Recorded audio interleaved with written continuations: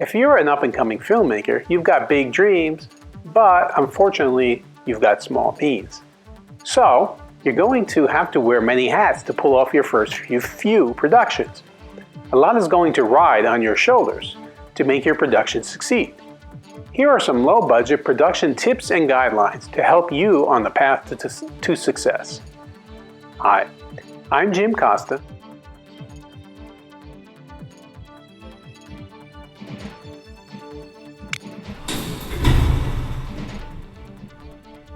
I'm a videography, photography, and technology guru, and I created this blog to help you to become a tech-savvy senior. Now, my tips and advice are useful to anyone, but my specific focus is in helping seniors to become more familiar with technology to improve and better their lives. If you're new to the world of video and filmmaking, what can you do to make the work go smoother? Well, tip number 1 is to be organized. Your crew will most likely consist of family, friends, fellow film students, or maybe even a few seasoned veterans who are just doing you a favor. They want to help you, but they can't afford to devote days on end to your project. So try to keep the production to no more than 2 or 3 full days, if possible, and definitely don't work your cast or crew more than 10 to 12-hour days. You need to be organized. Once you have your shoot days locked in, make a sensible call sheet, shot lists, and so forth, and get these items to your crew and to your cast. Be clear about everything.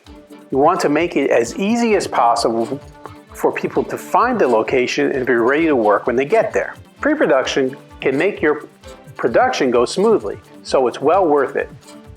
As much as you can do. Sure, not everything's going to go according to plan when it comes time to shoot, but the more you plan, the less likely you are to be vulnerable to the unexpected that will inevitably happen. Call every cast and crew member and confer with each of them so that they understand the call time and how to get to the location and that they're ready to go for whatever their role is involved in the production. Get everyone on the same page.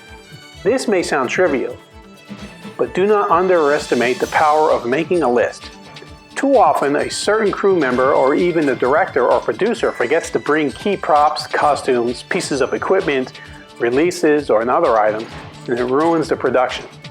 Having to drive back and forth for a few forgotten things wastes precious time. Make a physical list of all your equipment and prop needs and check them off before packing up your car and heading to the location on the day of your shoot. Rental houses do this, and you should too.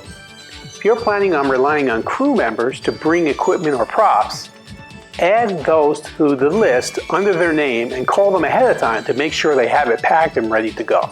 Tip number 2, study. Study your script. Study your shot list. Study your schedules. Know everything by heart. For a feature, this may be difficult, but you should at least have a strong understanding of everything. Once you finish a shot, you need to be able to organize your crew and move on to the next one. You need to remember which lines of dialogue and what blocking are coming up and how you want the shot to look. Be confident in your vision so that you can effectively communicate your vision to others. This will not only keep the production moving smoothly, it will instill confidence in all your cast and crew. It's always a relief, especially when working for free or food, to know that you're working with a competent producer or director. Now, if this information is making sense to you, put Tech Savvy Senior in the comment section below. Tip number 3 is to be flexible. Be as organized as possible and have a plan for everything, but be ready for things to change at the last minute. Flexibility is a must. Be ready to cut or maybe to combine certain shots during production. The previous shot may have taken longer to get than expected. Now you have to cut some shots to save time. Or maybe now you have seen certain shots play out, other shots may now seem redundant or excessive. Either way, be ready to cut. A good tactic is to have a few shots earmarked to cut if necessary ahead of time. Knowing your script and shot list by heart will make sure that any shots you do cut won't detract from your overall vision. Now, tip number 4 is to be kind. Above all, do not rule with an iron fist. Being rude just upsets people and creates a crummy production. On top of that, The stricter and meaner that you are, the less people are going to want to work with you, especially when they're working essentially for free.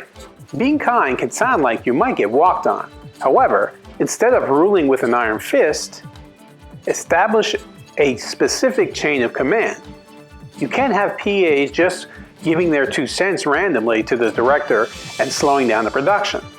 Establish order from the beginning, but be kind, flexible, and understanding, but stick to your plans, your vision, and your schedule, because this is your production.